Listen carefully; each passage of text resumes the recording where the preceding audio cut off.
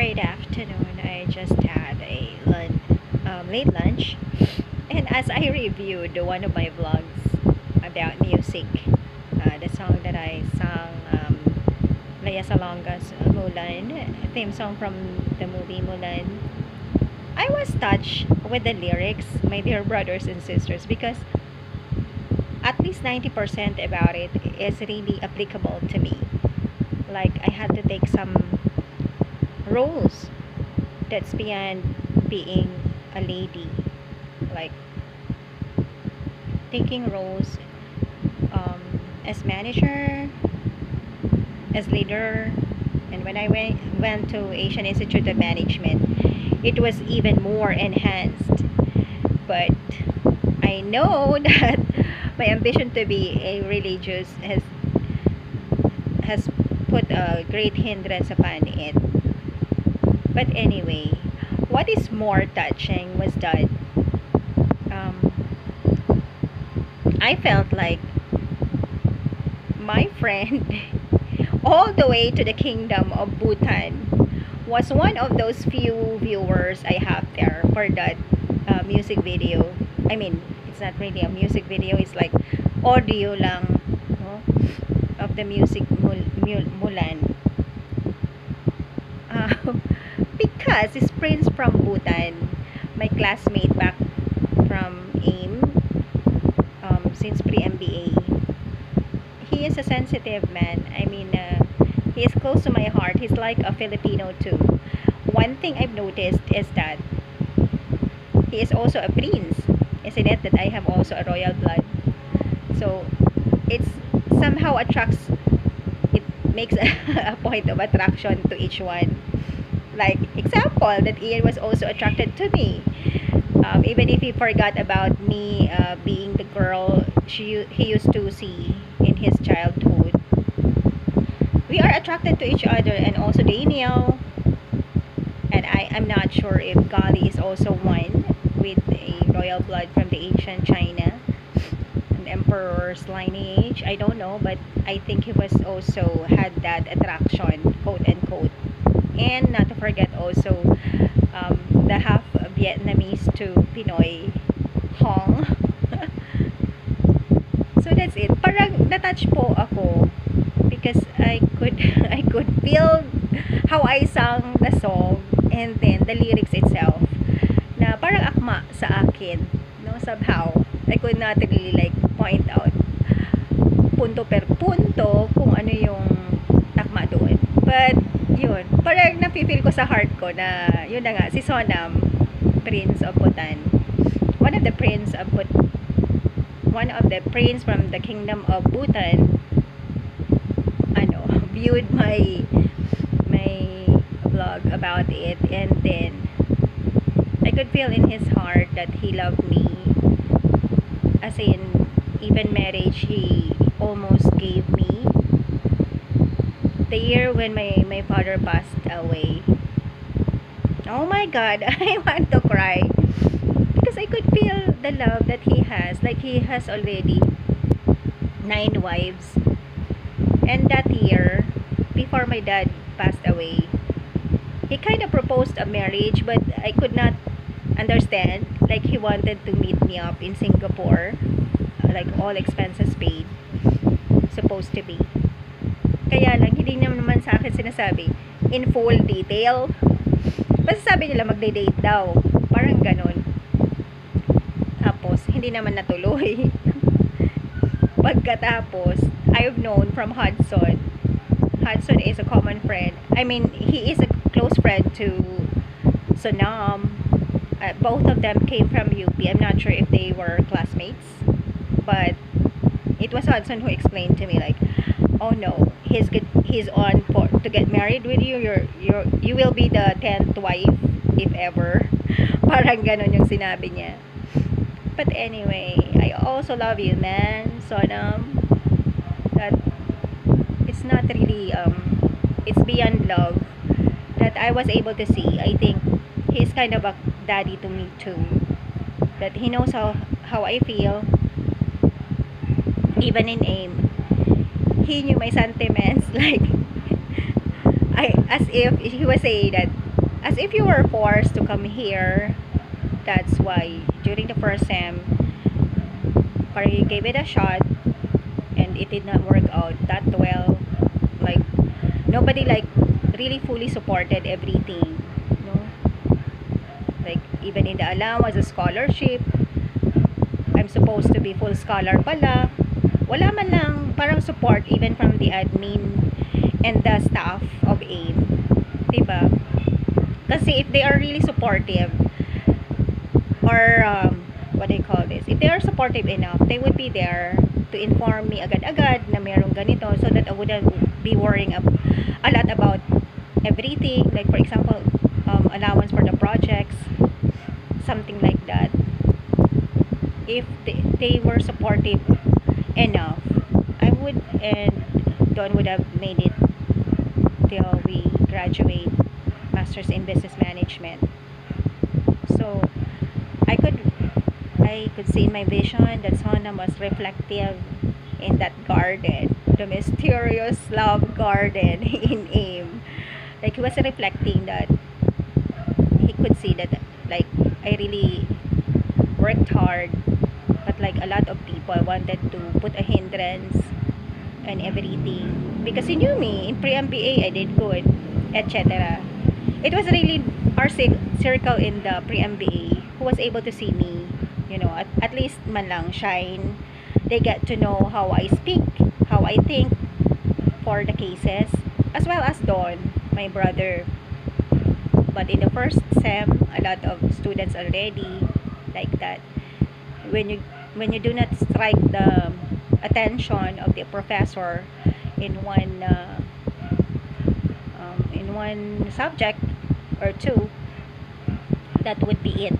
Plus, I have known that there's some kind of politicking too, because I was able to gently lambast the accounting professor that we have, when I have known that she was not prepared for the case, like the methods, because it's very technical. I could not really like make it to pass by, not not correcting na it's a method kasi that we use for costing in a manufacturing industry. If I will not say anything, then it would appear that even me does not know that technical aspect of the accounting system. Pride, no? Galit na galit daw sa akin yung professor. Very gentle pa nga ako nag-correct. So yun lang po, parang she made up stories about it. It's so hard, and it's happening in reality in this world, no? Meron lang na correct na something, hindi ka na patatawarin. Mag-aantay ng pagkakataon to get back at you when we are being taught to forgive. Buti nga nag-usap ng ganun, at very gentle naman yung pagkakasabi ko. But shameful kasi on her part, kasi it's just one case you're discussing, and it means to say you do not really know the accounting, the true accounting, no, the accounting principle, and the basic teachings in accounting, theoretical or in practical terms. Yun, napahiya daw kasi yun sa akin. I could not remember the name of the professor, but I was so gentle in coming up with a correction in the case, and she said naman that it's well taken. Dapat naman well taken yun, kasi it's an exact science din, no, yung accounting. Yun po ang nangyari sa akin sa ano. And I love you, Sonam. I love you. I think I'm crying because of you, no? So yan, very touching pala yung ano, Mulan, because there are really some things in each family wherein even if you are male or female, it doesn't matter any longer. Parang you just have to take the role and give it your best, no, with the help of the Lord God. Kasi I could really see the wisdom of my dad. Kung lahat siguro ng sinugo ni dad sa akin noon na sinunod ko, and even my mom, I would have been more than what I am now. No? Example, not to go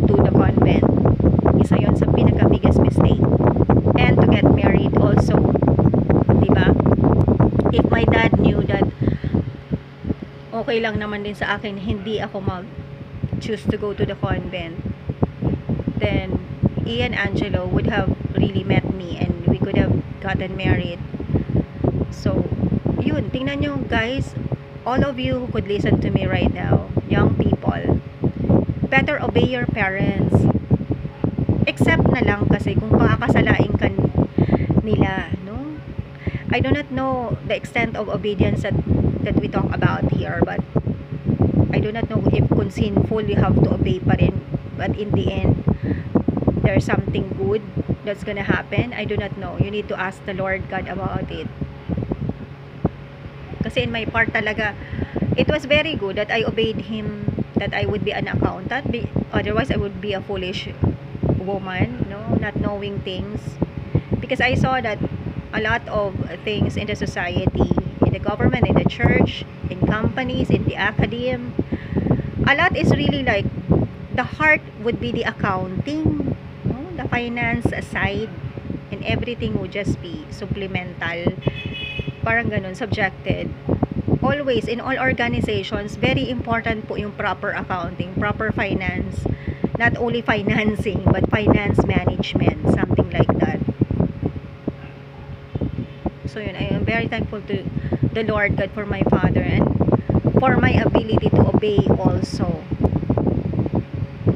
So yun pa ang pointers ko sa iba, na if you do things, put sprinkles of love and do your best. Alam nyo kasi, my dear brothers and sisters, no, I am being reminded here by Saint Jose Maria Escriva, the saint who founded the Opus Dei, a Latin word which means work of God, wherein all people are really being called to holiness, no? Even in the midst of the world, in the midst of your work, in the midst of your role. For me nga, the Opus Dei, if you will try to listen to the teachings of Saint Jose Maria Escriva through the books that were written, you would see that in totality, that's where our holiness is being defined. Iba naman kasi yung nagpari at religious, parang as if they are the only ones being called for that, when in fact it is a universal call to holiness, because our Creator is holy. Hindi tayo pwede magsabing ayoko maging holy. Bakit? Kaninong anak ka? Kanino ka galing? Kay God naman, di ba? And God is a God of perfection and holiness and goodness and beauty. No? Kaya if you would be serious with these teachings, you would find yourself that wherever you are, you will bloom because you give your best.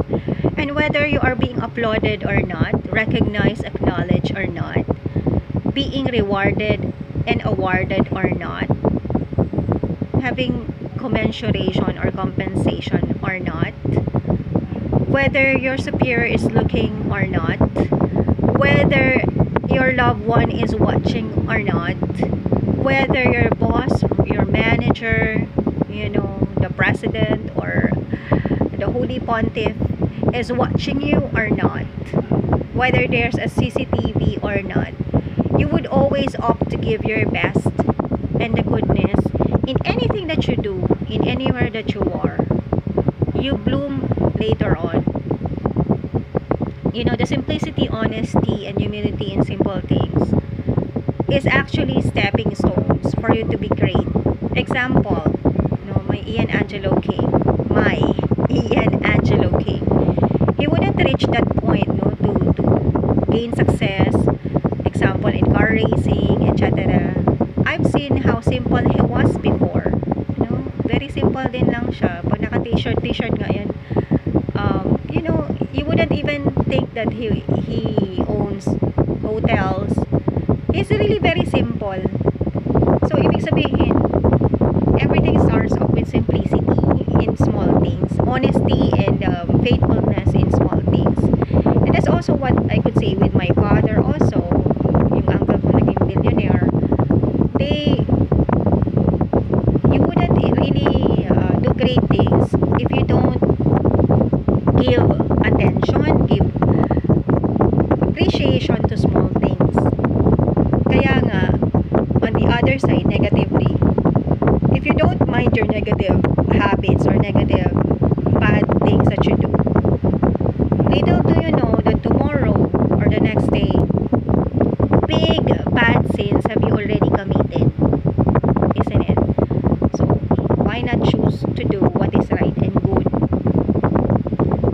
if the successful people, hindi naman siya yung overnight success, di ba? Ang dami naman yan luha, fall down, only that they opt to, go and get up, but to do good. I could see some foolish people, and I could listen to some foolish people that they apply these lectures. Example, when I say go, and get up, wake up, move on, and move up. Sometimes they apply it to the negative things and illegal and sinful things that they are doing, which is wrong, isn't it? You have to apply it always on the good side. Parang ginawa niyang inspiration, because I have a follower. I know that I have a secret follower here, even in the Facebook, who's applying talaga my lectures and my conferences like this and my write-ups that would fit what she wants, when in fact it is sinful, it is illegal. Example, prostitution, illegal drugs, land grabbing, misrepresenting that they own the place that they are renting, which is not. Things like that, parang inaakma niya doon, di ba? So, I better be clear on this. What I'm saying is that you go, and move on, get up, even if you fall, get up, in doing what is right and legal. What you need to give up are those illegal things, and the bad things, and, sinful things. So yun, you will not be entrusted by the Lord God with bigger things if you do not know how to treasure and give importance to small things, the nitty-gritty things in your life, in your job, etc. So you can see, sometimes people could build buildings, no? But they started off with what? Nails and stones, rocks, di ba? Hindi naman mabibuild yung building kung wala yung small parts na yun.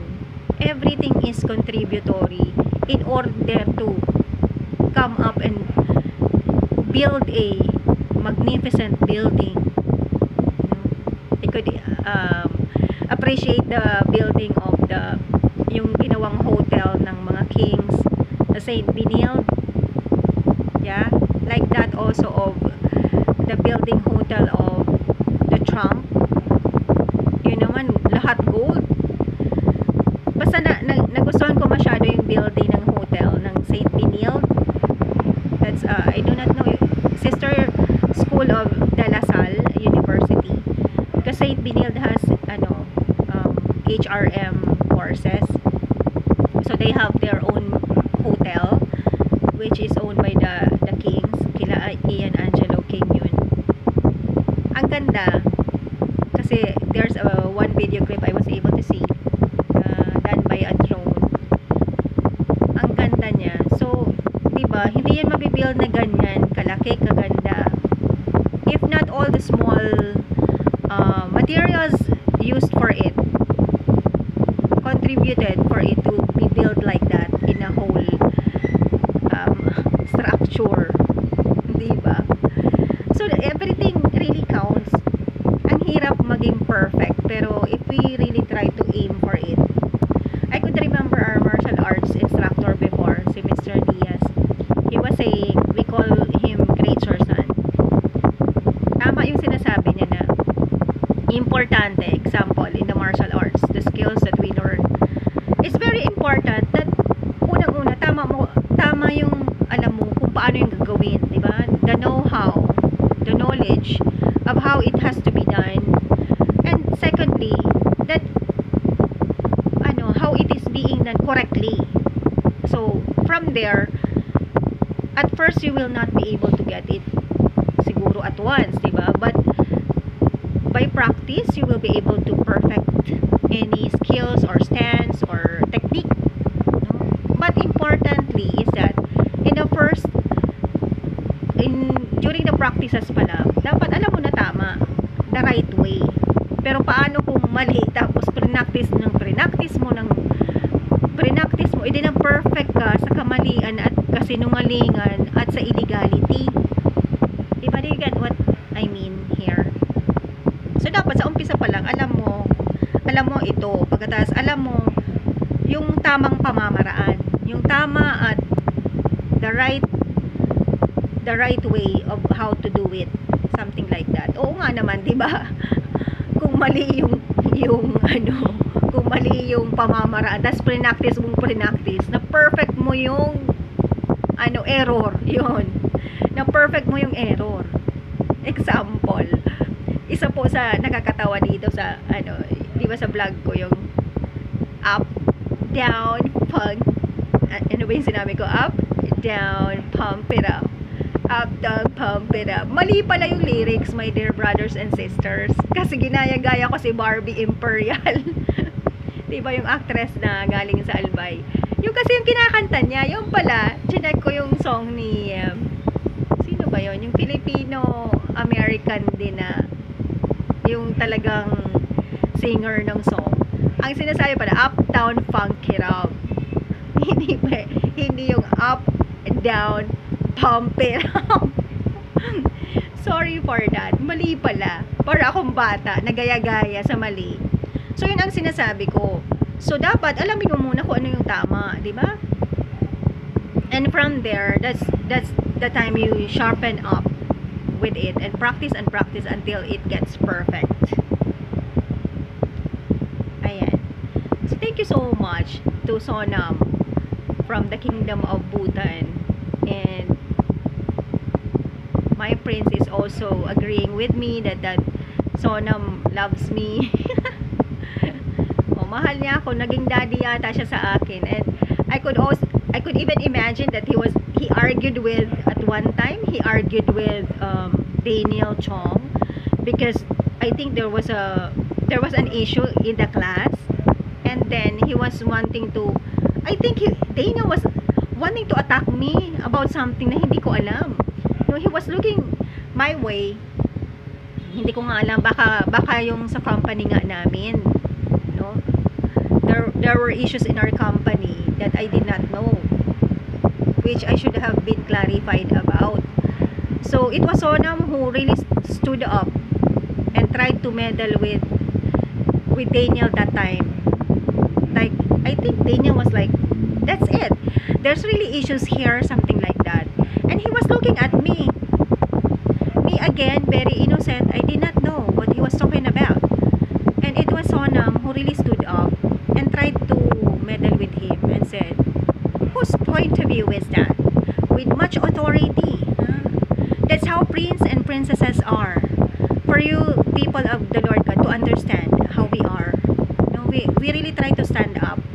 Especially if we see that there's something wrong, there are some people being stepped upon. That's how we are. Ian is also like that. But I just hope that some people will not take advantage, because when we are trying to help other people, it's merely about service. Kaya nagkaroon ng maraming boyfriend at girlfriend to si Ian noon, kasi yung simple niyang charity na misinterpret, and then they would go flirting, and then yun na, nagkakaroon na ng sexual affairs, which right now I believe na nagre-repent, nasa stage na tayo ng repentance. So yun ang nangyayari po. So Sonam stood up that time, and what I could remember, the words that he said to Dania was that, and whose point of view is that? He even stand in front of me to defend me. No, and I thank you so much, Sonam, for that. And that's one fault that the Chinese circle that time in AIM has done to me, an error, no, a little issue that should have been addressed, no, in a dialogue, not in front of the whole class. Isn't it?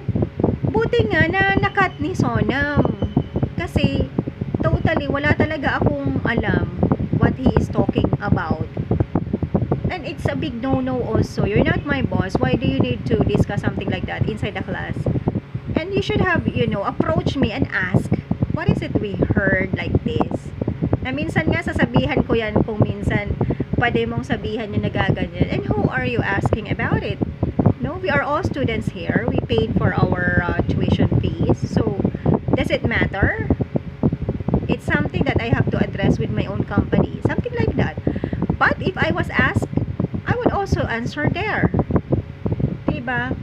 Kaya I wanna correct lang the Chinoy circle that time there in our batch na masyado namang pinag-usapan, which I took it talaga. I'm sorry guys ha. I took it na pangingialam, no? It was a strategy of destabilizing when they saw that I was quite doing good. Kung naging madadal pa ako and confident with myself, I would have, made it talaga. Nakita kasi nila, yun na narinig ko sa vision ko na sinabi ni Professor Chan, our English professor, oh, these people are doing good and their company is doing good. They need to be somewhere else. Something like that. No, yung parang we need to take position at Filipinos or Spanoys. We don't care. We just care for the Chinese circle. Nawag naman. Okay? I appeal also to the Chinoys, no? To the Chinese people all around the world. Do not be, that's what I call yellow racism. No, you are discriminatory to other races. You just want to help those who are also Chinese. O paano naman yan? Samantalang kami, we also support you. We all, as should be. No, as should be. We shouldn't be discriminatory with regards to help, to love, to forgiveness. Diba even in negosyo, I know na sinusupport ninyo yung isa't isa, diba? Yung walang capitalism, they would give, they would lend. Pero pag hindi naman Pinoy, hindi nyo pagbibigyan. Yun po, correct me if I am wrong, Chinoys, but that's how I felt, no? Kung ganun yung sentiment ni Professor Chan. And talagang nag-workout naman yung mga little by little, parang organized crime ba? Quote and quote. Parang organized destabilization, no? Porque nag-do good and just because these people are doing good, their company is doing good, they have money to send to people at a time, no? Kasi magkakapatid kami noon na pumunta ng AIM. Una yung cousin ko, yung dalawang cousin kong magkakapatid, and then kami na naman ni Don, at meron pang si Jay also, our cousin also in another company, went to AIM. Something like that. You should be happy na there are other races who are also make it to the top. So yun lang, I think, as a pastor right now, I want to correct you, yellow race. Do not do that. Otherwise, stay in China.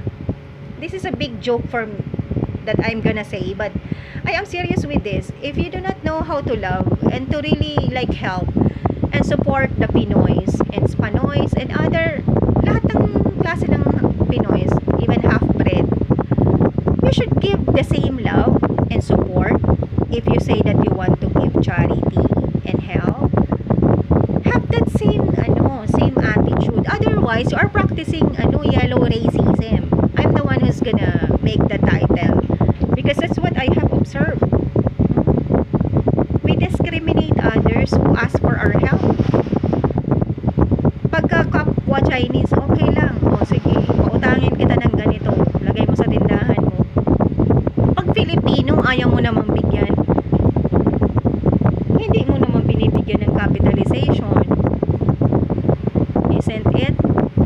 Samantalang if you really try to help others, ng ganyan, halimbawa, magbibigay ka capitalization, in a few times, hindi na yan sa'yo maghihingi ng, diba, ng donation or dole out. They would be sufficient by themselves. O, tapos, ako nga na malupa, ako pa yung kinuhaan. Yung mga pato ko nandoon na sa area ni Mrs. Tan. Wala namang tansa na nakalagay sa assessor's office po. Sa mapa, wala namang tan doon. Nagkuha pa ng mga squatters. Yung pato ko nandun na, pati yung goat. Huwag naman po. Yung parang nakikita ko lang po kasi and prove it to me otherwise. That you just want convenience with your co-Chinese. But in fact, you're in the Philippines.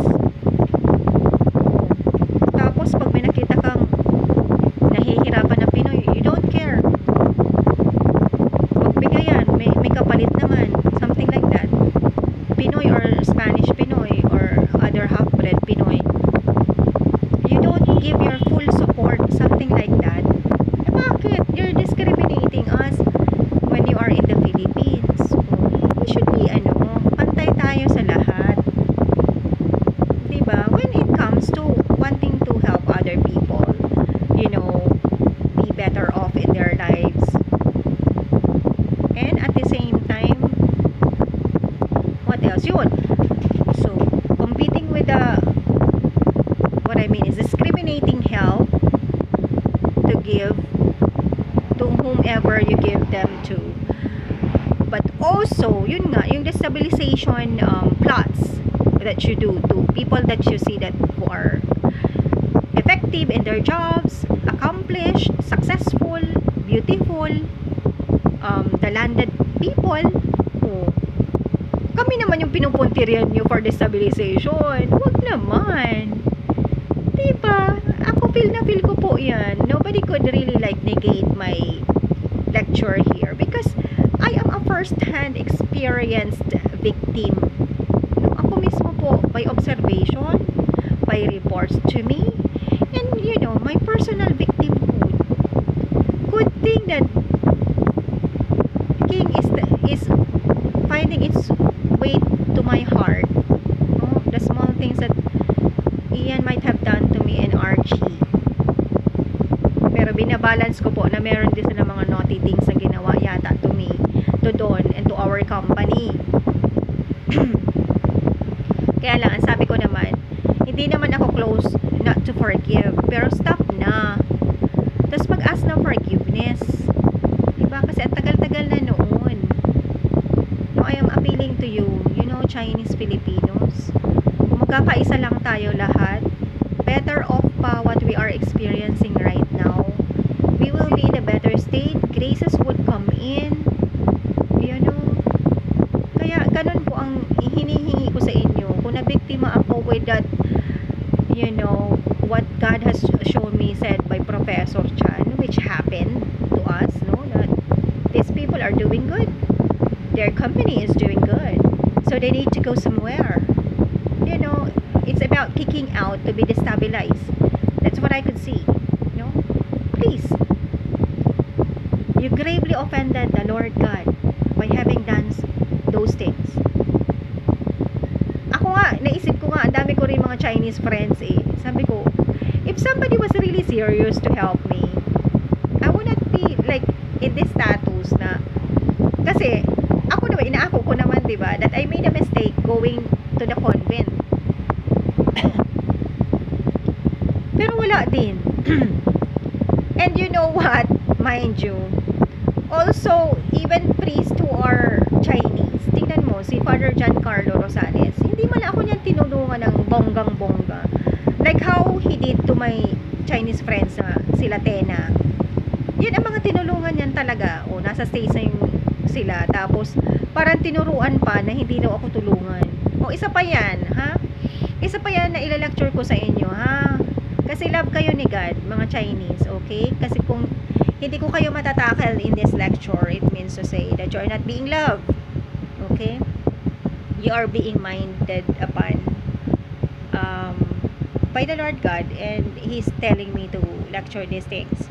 So, isa pa yan, isa pa yan. Sometimes there are people who wants to help, tapos mag-aano pa kayo, yung parang you will give pa tips and pointers not to help. Oh, why?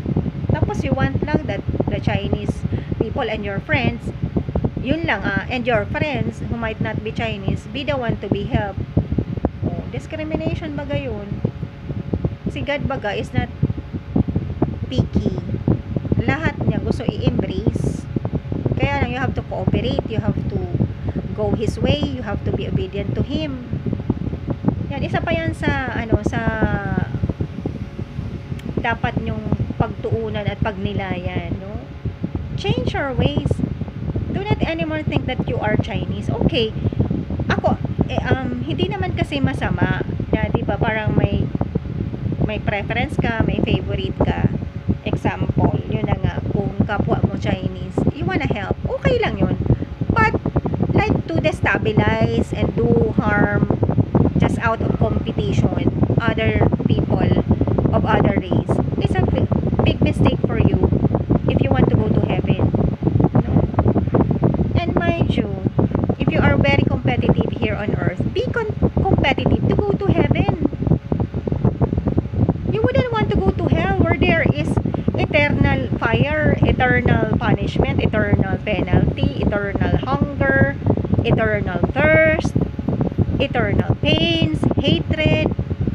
Mabaho daw doon, ang papangit ng mga beast, ng mga devil. While in heaven, Malamig daw, filled with roses daw of different colors. Malamig, tapos mga angels, all singing in joyful song to the Lord. The joyful songs to the Lord in worship, adoration, filled with love. You wouldn't want to go to hell. That's why I am giving this lecture. Your discrimination to other races is really a shot. It's really a negative thing. A big no-no for you. So, if you want to be at peace with the Lord God,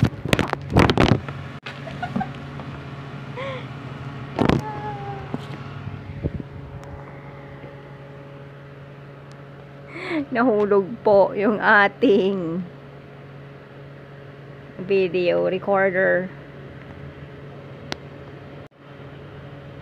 So, I repeat, stop the yellow racism. Ibig sabihin, you have always just the tendency to be treating well and to help and give charity well and to help well only your co-Chinese. Kasi na-obvious ko naman yun. Diba? So, love everyone, but not have sex with everyone. Iba naman kasi yung love sa sex. Yung fraternal love, diba, na iba naman kasi yung love mo sa girlfriend mo, sa spouse mo, etc. As for tinatawag na fraternal charity or love, it's given to everyone, no?